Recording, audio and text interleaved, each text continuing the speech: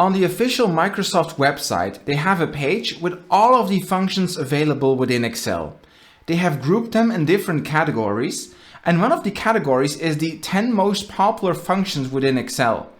So when we take a look there, we see a list of all of these popular functions. Let's go over them one by one, see what they do, how useful they are, and put them into a tier list so we can figure out what the ultimate Excel function is. Stay until the end to find out what my favorite personal Excel function is so you can unlock its power as well. This is my fancy tier list that I created in Excel, of course. And so what we will be doing is going over these 10 most popular functions, at least that's what Microsoft claims, and then put them in different tiers according to how useful they are. We have 5 different tiers. We have S, these are like for the ultimate functions that you use so much because they're super useful. And then we go all the way down to D tier. These are functions that I've never even heard about and that simply serve no purpose anymore. So let's get started with the sum function. You're probably familiar with this one because for most people, this is the first function that you encounter when working with Excel. Now, you might be familiar that you can do regular mathematical operations within Excel. So for example, when you have a list of numbers like these, you can do equal sign to initiate a calculation. Then click on the first number plus the next number plus the next number plus the next number, and then press enter, and you get the final result of adding all of these numbers together. In this case, that's 33. Now, of course, you can imagine when you have a whole list of numbers, this gets cumbersome quite fast. So that's why we use the sum function. So we type equal sign sum, and so this will add together all the numbers in certain ranges. Now I open the parentheses and then I simply click and drag to select the range within which I want to add numbers together. I close the parentheses and press enter, and as you can see, there we have exactly the same result. Now, one of the cool parts of using the sum function is that you can select multiple ranges and even manually add numbers. So for example, I can write sum, then select the first 2 numbers, then go to the next argument with a comma, select the next 2 numbers, and then add some numbers myself as well. For example, let's add 10 and 10 once again. So in total, I will have the 33 originally and then have added 20. So I close my parentheses, press enter, and as you can see, there we have 53. Not only can you select lists of numbers and then add your own numbers to it, it's also possible to select a 2D range, such as in this case here we have 2 columns, 3 rows. We can add all of these numbers together with the sum function. We simply supply the range, close the parentheses, press enter, and there we have the result. All in all, I think the sum function is very useful. It's something I use very regularly. It's easy to understand. Everybody knows it. And just think about it. What would our Excel life look like if we didn't have the sum function? It wouldn't be as pretty. Okay, let's copy it and put it in the A tier. Next up, we have the if function. Now, the if function allows us to perform a logical test and then have a different outcome depending if that logical test returns true or false. Now, that sounds a lot more difficult than I've made it to be. Now we have some sample data here. So we have some apples and some pears. And so each person has a number of apples and a number of pears. So the second person here has 5 apples and 4 pears. Third person, 5 apples and 7 pears. And so what we want to find out is for each person, if they have more apples than they have pears. So what we could do is use an if statement for this. We write equal sign if. And so as you can see, if will check whether a condition is met and then return a value if it's true and return another value if it's false. I open the parentheses and then we have to supply it with a logical test. Now a logical test is nothing more than something that equals true or false. So in our case, the logical test will be, are the number of apples bigger than the number of pears? And so then we go to the next argument. And so if the number of apples is more than the number of pears, then we will have a certain outcome. Otherwise, we'll have a different outcome. So in this case, we want to say this person likes apples. So I will put it in A, and I put it in between double quotation marks because whenever we want to return text, that's what we do. Then we go to the next argument, so value if false. So what should happen if the number of apples is not bigger than the number of pears? Well, that person probably loves pears, so we'll put in a P and then close the parentheses. I press enter, and so as you can see there we get a P because this person likes pears more than apples. Now I can simply drag this down and this will automatically pull down this formula to every single row. And so as you can see, we have two people that like pears more and one person that likes apples more. Now, one very cool addition about this if statement is that you can upgrade it, and you can do this using these functions and or. These are separate functions, but in almost every case they are very frequently used together with the if function. So that's why I think it's appropriate to go over them. Now, the first thing I want to show you is that with the if statement here, we first had this logical test. And so the logical test was equal sign. The number of apples is more than the number of pears, right? So A2 is bigger than B2, and then we pulled this down, right? And so what you can see if you simply type out this logical test, of course having an equal sign preceded, is that we can see the result of this logical test that is equal to false or true. So that's what I meant, that the result of the logical test should always be false or true, and then you can use it as a first argument in the if statement. Now, let's say we want to check multiple statements at the same time, then we can use and or to combine them. Now, how they get combined depends if you use an and or an or. Now, with an and, that means that both conditions must be true for the and condition to be true as well. The moment you have at least one false condition, and will also return false. Now, or is a little bit more forgiving, and so or says I will be returning true if at least one of the conditions is true, and otherwise it will be returning false. So let's have an example here. I will write equal sign and then I can provide multiple logical tests. Now, in my case, I will be providing two. The first one is in column F, the second one is in column G. I close the parentheses, and so you can see in the first case where we have a true and a true, the result is also true for the and function. I double click here to pull this down, and so you can see for all of the other functions, it returns false. Why? And only returns true if both of the initial logical tests are true as well. Like I mentioned, or is more forgiving, so if you type or, and then you provide the F and the G column, like that, and now I pull it down, you can see in these two cases we also get true. Why? Because at least one value was true before. Only in the case where the two values we are looking at return false, will or also return false. Okay, so now we can use this and function to upgrade our if statement. In this case, we'll be looking at our data to determine whether or not this person can bake a pie. Now, to be able to bake a pie, you must have at least 4 apples and 4 pears. So how would we go about this? Well, of course, we write an if statement, but then we need to provide a logical test. Now, in our case, there are two things we want to test: the number of apples a person has and number of pears a person has. So we will have to combine them using an and function. Then, if both conditions are met, we know we have sufficient ingredients to bake the pie. So first of all, we check if the number of apples is bigger than 4. And the second test is the number of pears are bigger than 4.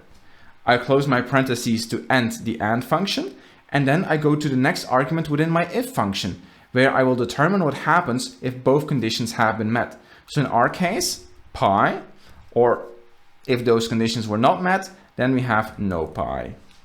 I close the parentheses. Now, do notice I put double quotation marks around pie and no pie, because that's how we say to Excel, here we're writing some explicit text. I press enter, I pull this down, and there you can see the result. Only in the final result we have sufficient ingredients to bake the pie, because we needed more than 4 pears. So here we had exactly 4 pears, which is not sufficient. We needed more. So that's how we have pie. Now let's change this so that if we have 4 apples, that's still sufficient, right? So it's 4 or more. So all we have to change then is put an equal sign after the bigger than sign. So I do that both for the apples and the pears. I press enter, and now I pull this down. And so now you can see in the second case, we also have sufficient ingredients because we have 4 or more pears. So that is good. The if function is probably also one of the first functions you have encountered when working within Excel. It's just super useful because oftentimes you want something different happening depending on a condition, and then if is just the way to go. Now, since then, there have been quite a lot of useful functions that could sometimes replace it a bit. I'm thinking here about an if statement, a switch statement, perhaps even a lookup statement. So when I'm dealing with some more complex data, that's usually what I'm going for. Only in very simple cases, like the one here, then I would use a regular if. So for that, I will put F, I think, in the B tier. It's useful in simple cases, but it's not really up to par where you have those really difficult cases. Then you're probably going to use something else like the switch, like the Xlookup, right? So let's take the if statement here and let's put it in the B tier. I think that's where it belongs. Okay, so the third most popular function within Excel is the lookup function. Now, you might have heard about Vlookup, you might have heard about Xlookup, but lookup specifically is probably a function you are not familiar with. And to be honest, neither was I. I've heard about it a couple of times, looked into it a little bit, but was never really familiar with it. Now, what I do know is that the lookup function is a very old function. It was available in like the first editions of Excel, and then since then it has been upgraded, first with a Vlookup and next by the Xlookup that has come out like a couple of years ago. Now, let's take a look at what the lookup function actually does. So in my case here, I have a menu, and so I have different beverages that people can order from my menu, and then there's a price associated with that. Now, what I want to do is I want to type a product in here. For example, I will be typing tea. And what I then wish to do is to get back the price of that product underneath. So for this, that's a perfect use case for a lookup function. So I write lookup. So how it works is that with the lookup function, we provided a lookup value. So in our case, that will be the product we've typed in here in cell B4. Then we have to provide a lookup vector. So where will it be looking for the name of the product? Well, that's the first column of our menu here. And then the third result should be the result vector. And this will be whatever we want to get returned by the lookup function. So I close my parentheses, press enter. And then what we are getting to see here is that for T, it returns 2.5. That's very strange. That's not at all correct. As you can see, coffee is 2.5, but tea should be 2.4. So why is that happening? Well, that's because the lookup function actually requires that your data is sorted. So let's click here on coffee, then go in the home tab in the ribbon to the editing group, click on sort and filter, and then click on sort A to Z. As you can see, that has updated my data here. And now automatically lookup has also changed. Now it actually shows 2.4. So if I now type in water, it gives me 1.3. And so coffee gives me 2.5. Now, lookup might have some edge use cases where it could be more useful than a Vlookup or an Xlookup, I suppose. But I think those use cases are very, very slim. The newer functions are just better in every regard almost. And I think the main downside here is that the data needs to be sorted.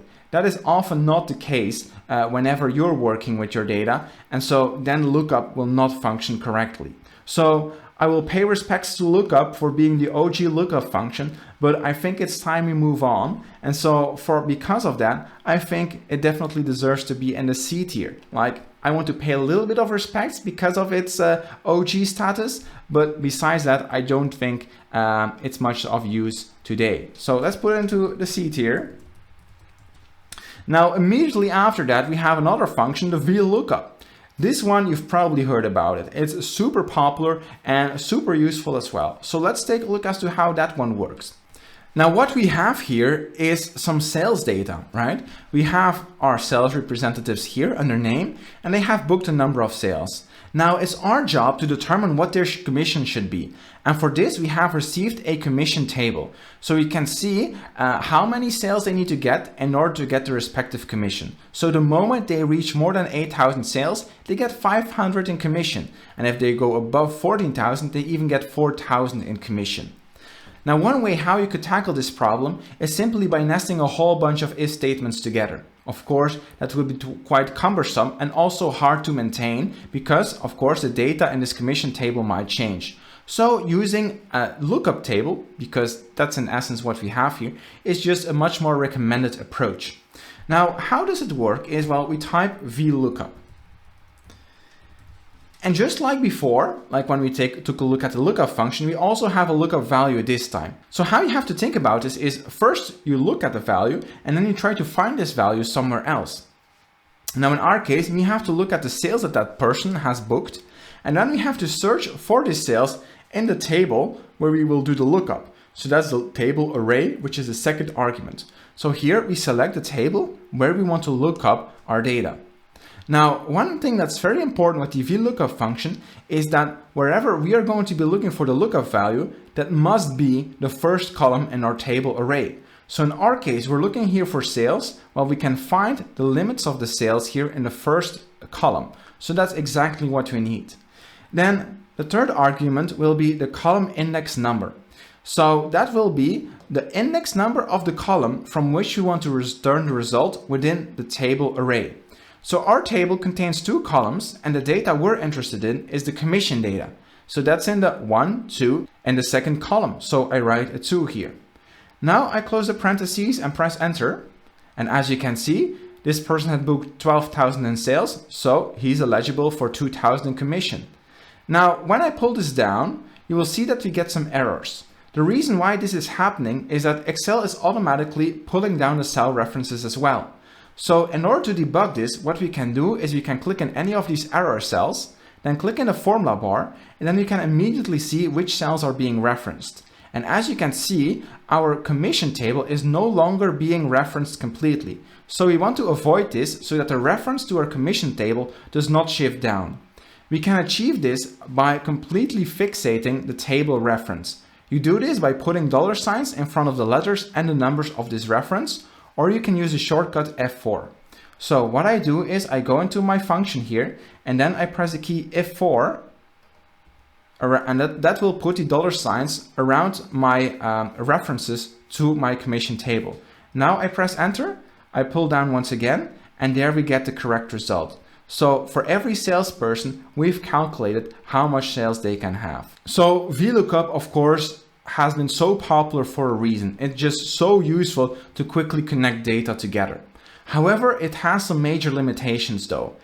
So the first limitation, like I mentioned earlier, is that the lookup array always needs to be the first column within your table data. So let's assume that we first had the commission data and then we had the sales data. So I'll move this around.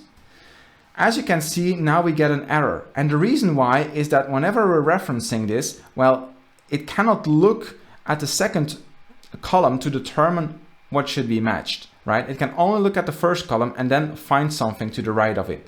That's a major downside.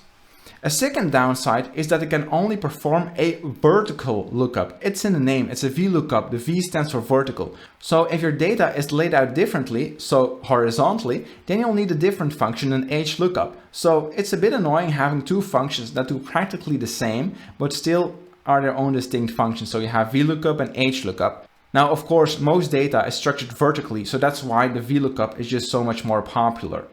Now, a third downside of the VLOOKUP is that the default matching behavior is to use a non-exact match. And so in our case, this worked perfectly, right? Because for example, Mario here has 9,000 in sales. And so 9,000 does not exactly appear here in our sales table.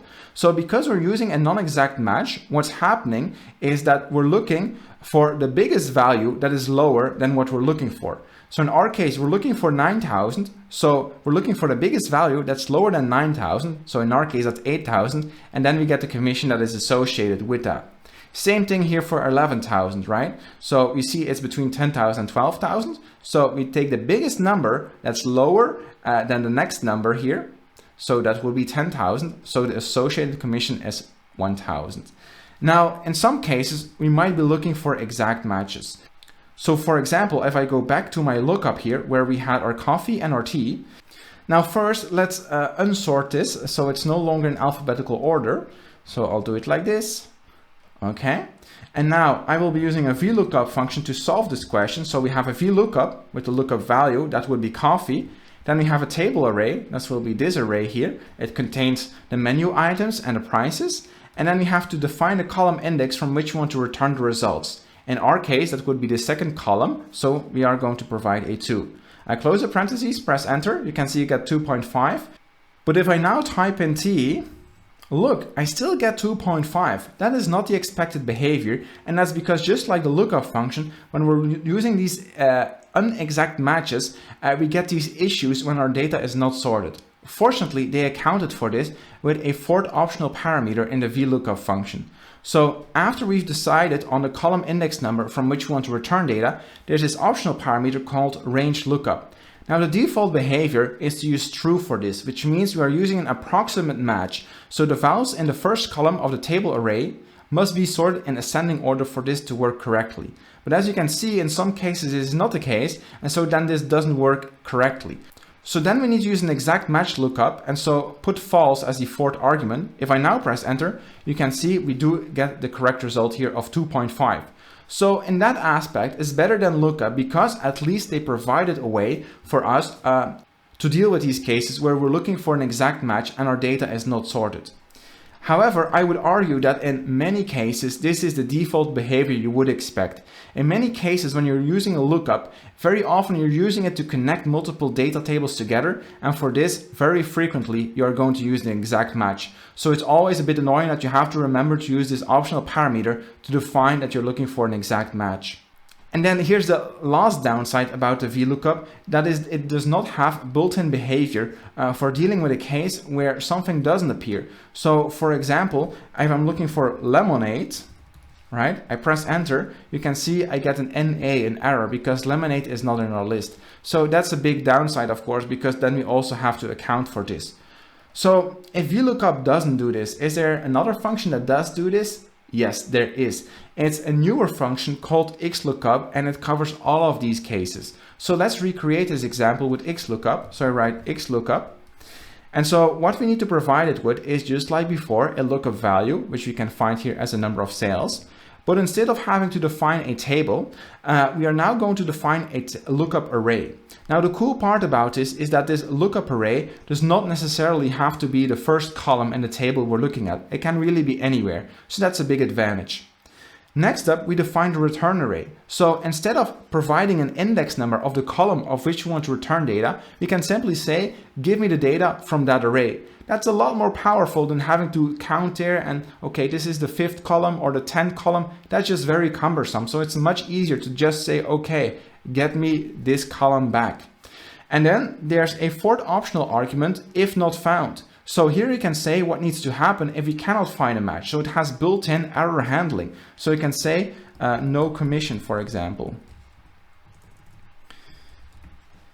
And then it also has a match mode. And the cool part about this is that the default behavior is an exact match, which is probably what we would expect. In this case, however, we don't need an exact match, but then we can use one of the other options. So we could use exact match or next smaller item, or exact match and next larger item. Now in our case, the way our data is structured, we need to use exact match or next smaller item, but still it's very nice to have the option to do it the other way around. Okay. Then we also have a fifth option here where we can define how we need to search our data. This is also very powerful, but in this case it's not really needed. But the added advantage once again is that things don't need to be sorted before we put it inside of the function. The Xlookup can handle this work for us. So overall, the Xlookup is just such a powerful function. It's super useful. Of course, we cannot forget to fixate our lookup ranges and both our return ranges. So I fixate both this green range and this purple range. I press enter, I pull this down, and there we have exactly the same results with the Xlookup. And in my opinion, that was a lot easier to understand. Same thing, if we go back here to the lookup, where we go Xlookup, then we're looking for lemonades. We're looking at in this lookup array. This is our return array. And then now we have built-in error handling, so then we can type not available, right? So if the product's not available, it will tell us. As you can see, lemonade is not available, but when we type in water, you can see we get the water. And if we type in tea, you can see it correctly fetches the tea and not an incorrect number because it's not sorted. So all in all, this Xlookup function is just so much more powerful. Unfortunately, many people are not aware of it and are still using their old-fashioned VLOOKUPs. Now, once again, there might be some edge cases where you still want to use VLOOKUP, but really, you should try to get rid of it and use Xlookup. It's just so much better.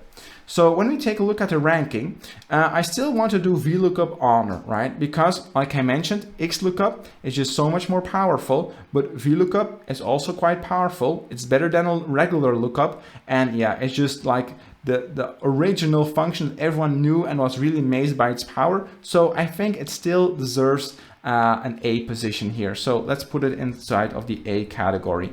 I don't use it that much anymore, but I think, okay, it's better than a lookup. It's much more widespread than a lookup. So it's definitely still an important function to know how it works, because if a colleague hands over an Excel document, there's a pretty big chance he might have used the Vlookup. So that's why I highly recommend to look up this function.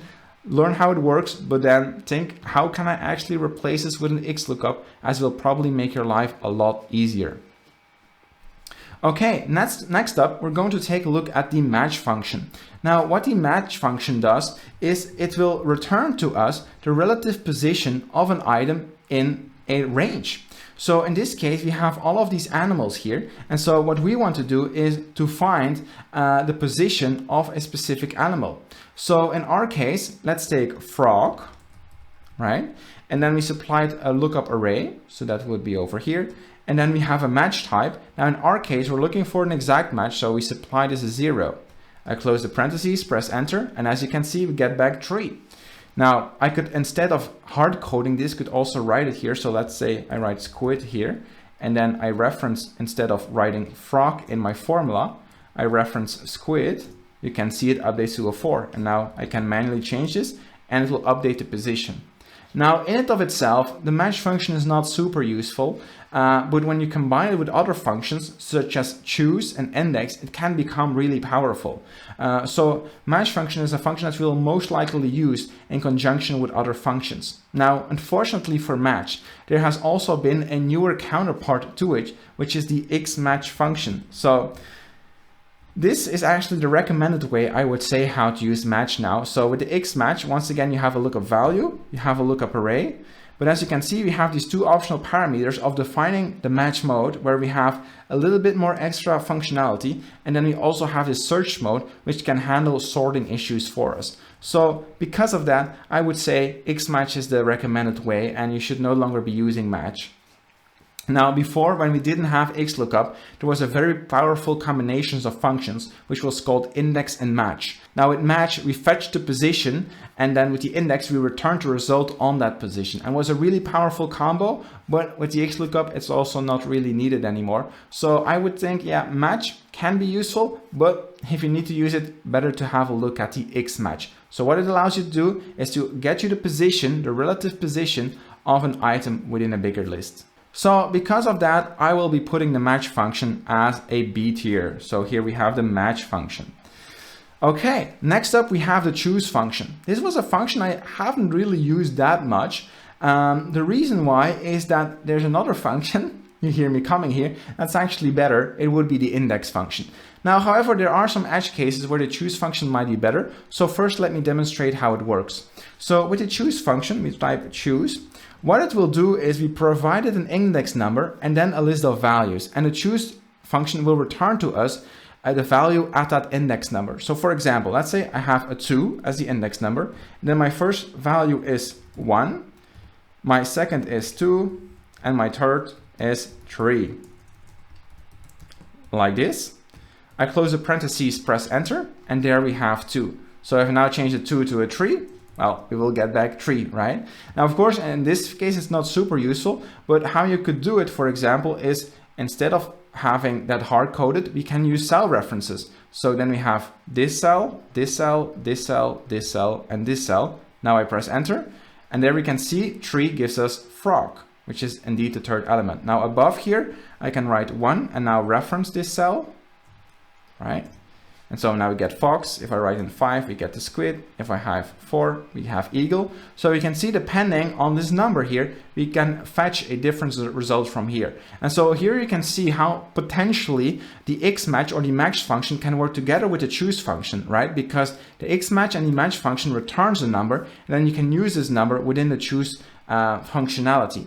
Now, one major downside here of choose is that you cannot supply the range. So let's say I put these items like this, and then instead of individually referencing them, I would like to select the entire range here. Now I press enter, and you can see I get an error. So that's not how it works, and that's one of the major downsides, is that you cannot select entire ranges. You really need to select individual values.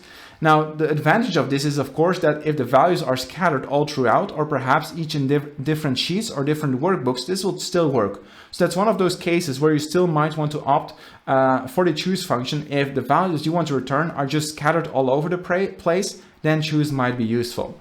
So because of that, I will put the choose function here in the B column. So let's put it as choose.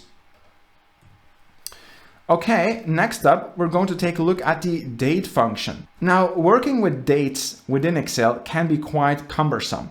Oftentimes when you type in a number, it gets converted to a date and you don't like that. And so that's just very annoying. I once heard a story where they gave like a chemical element a different name simply because whenever you type the element's name in Excel, it would always convert it to a date. And so the researchers just said, okay, we're not doing this anymore. Let's just change the name so it no longer gets converted into a date.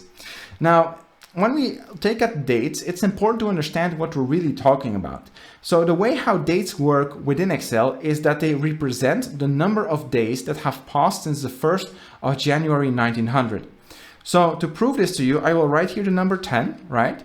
And now all I will do is I will change the formatting of this cell. I will not change the contents, just the formatting. So I go here to number formatting and I select short date.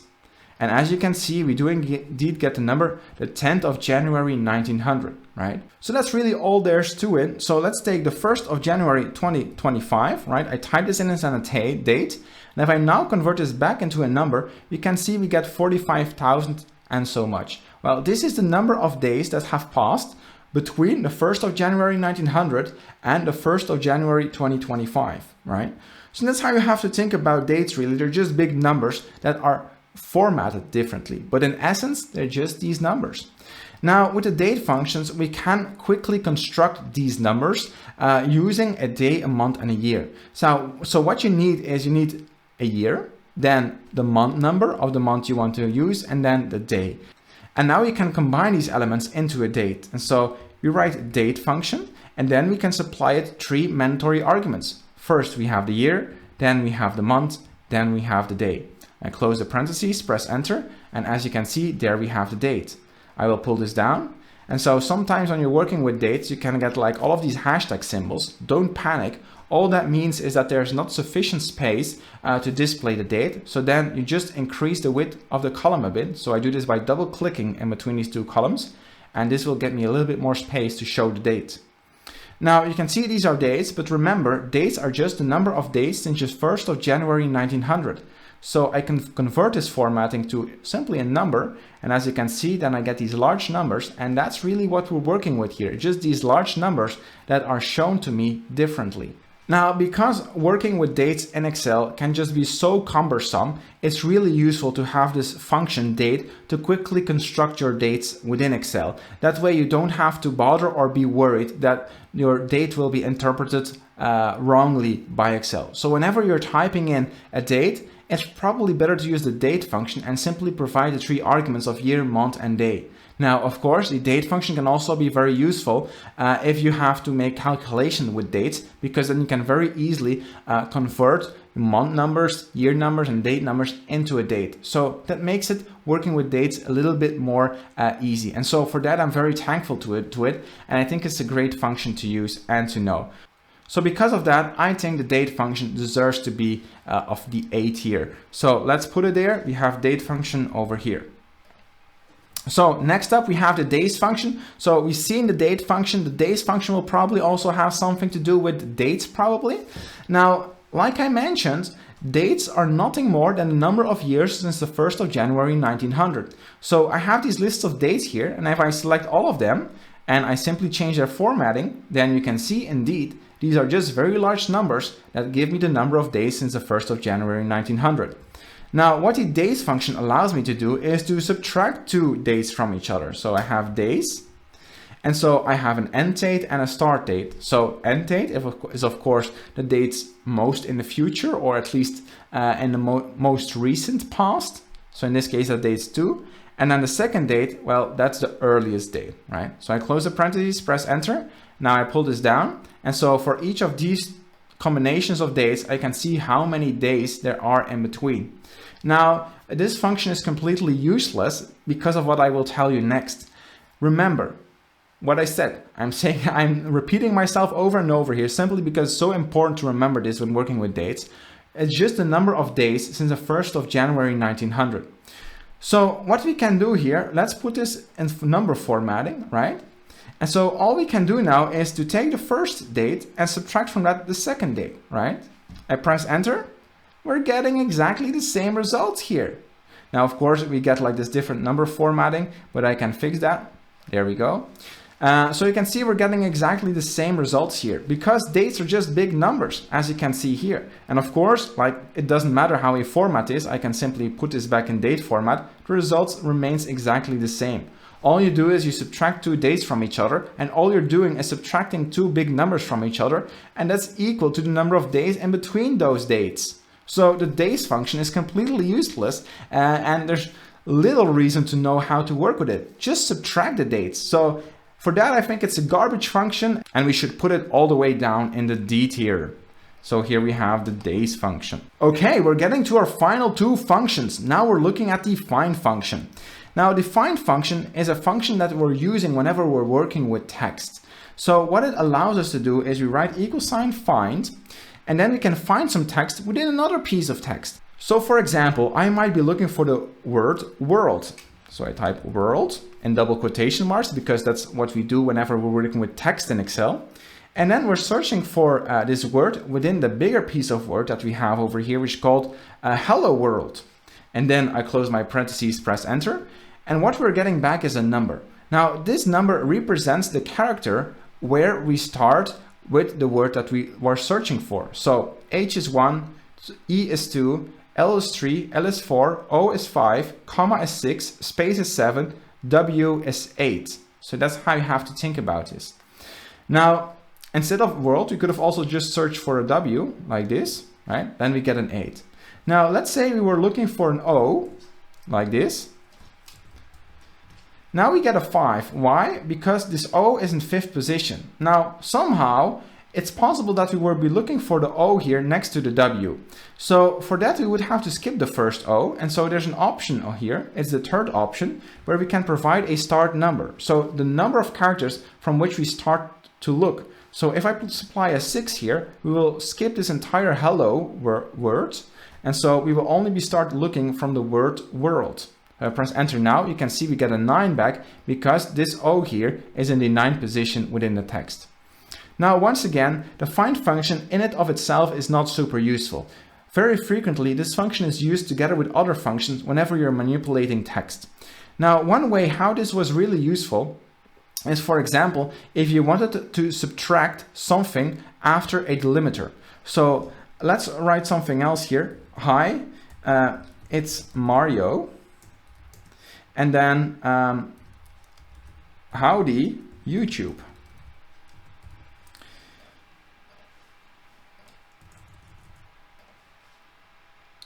So what I now want is I want to get the word that's after this comma here. So I would like to have world, Mario, and YouTube.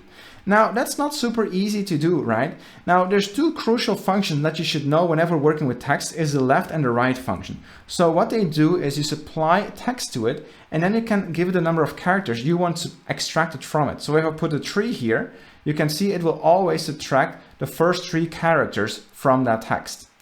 Same way with the right function. So you give it a piece of text, and then the number of characters it needs to extract, but it will always take it from the right-hand side, right?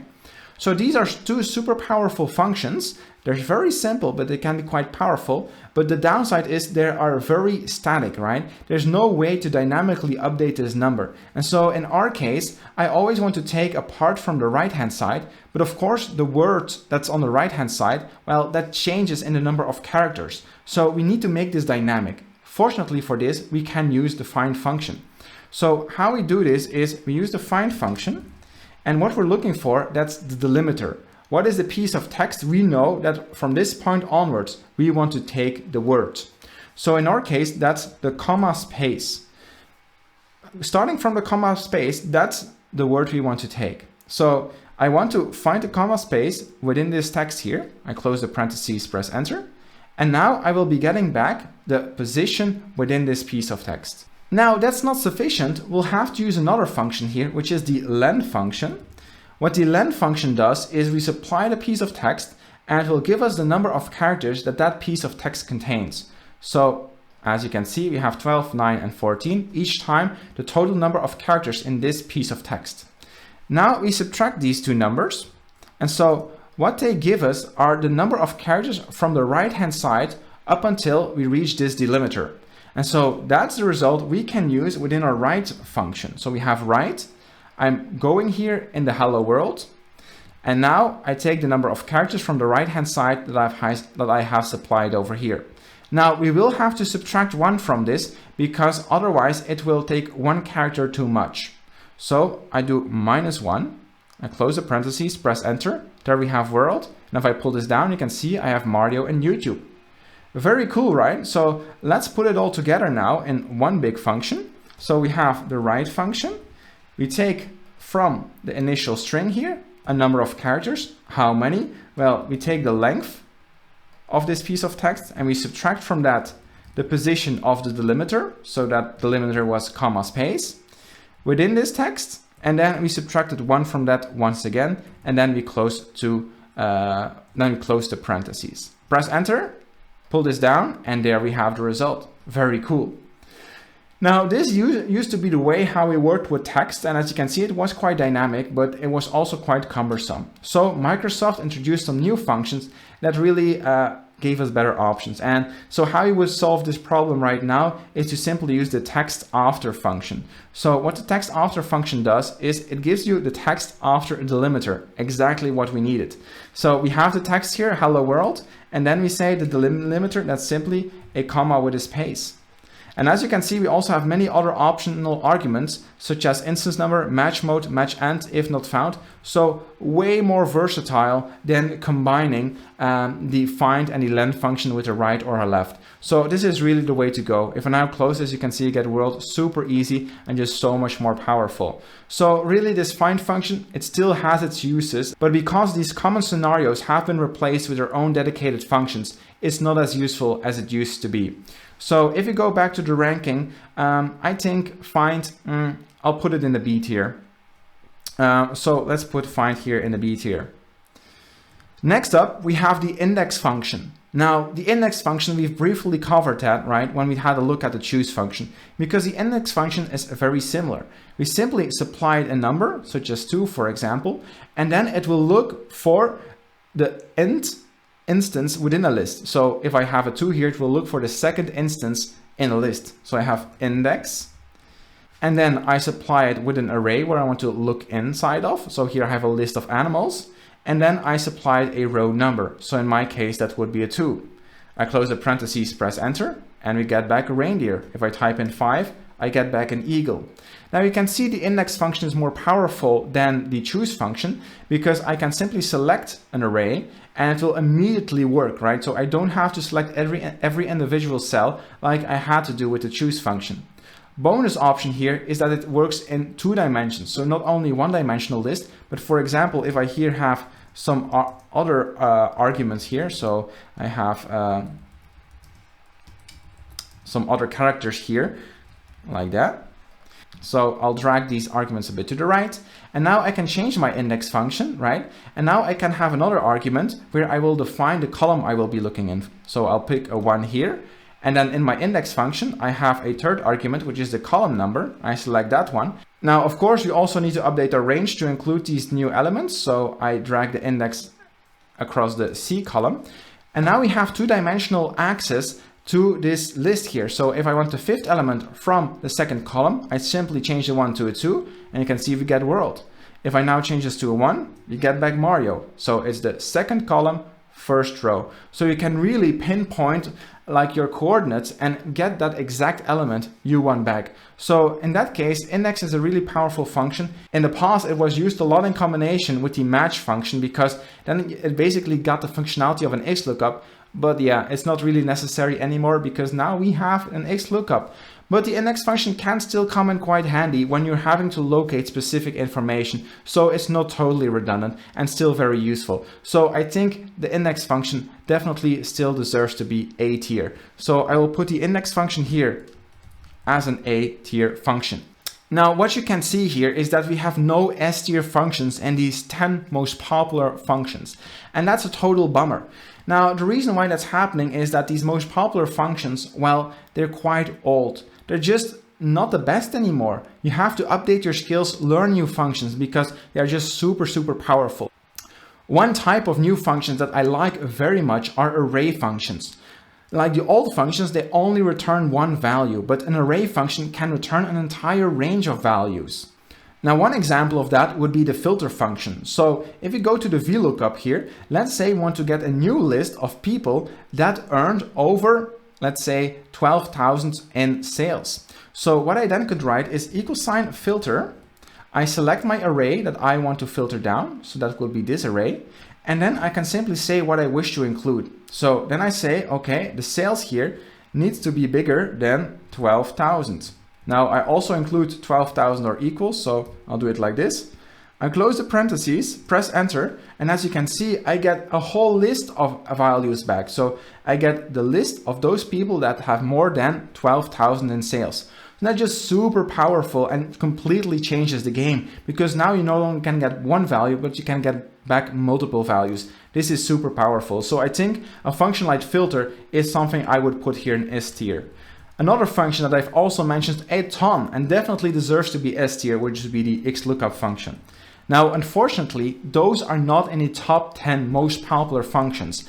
And that's just a total bummer because many people are not aware of it. So definitely stay up to date, learn these new functions, subscribe to the channel so you get updated, of course. And you'll just notice that your Excel skills will just go through the roof.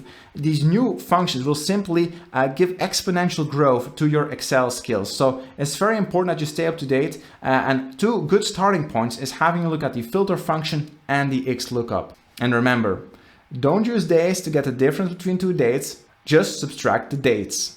Thanks for subscribing and leaving an optional tip. Consider watching this video next.